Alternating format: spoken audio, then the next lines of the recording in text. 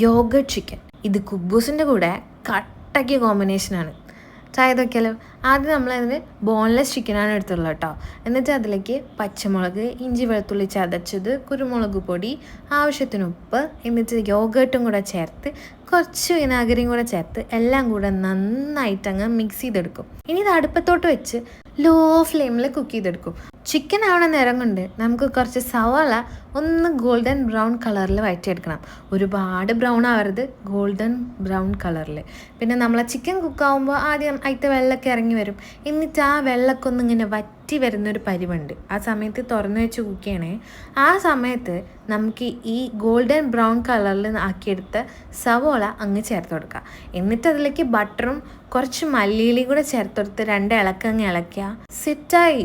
അടിപൊളിയായിരുന്നു. നമ്മൾ റീൽസ് കണ്ടിട്ട് യോഗട്ട് ചിക്കനോ എങ്ങനെ ഇരിക്കും ആ പേരിൻ്റെ പുറത്തുള്ള ക്യൂരിയോസിറ്റിക്ക് ചെയ്ത് നോക്കിയതാണ്. അടിപൊളിയായിരുന്നു ഗൈസ്, അടിപൊളിയായിരുന്നു. എന്തായാലും ട്രൈ ചെയ്ത് നോക്കാം കേട്ടോ. സെറ്റാണ്.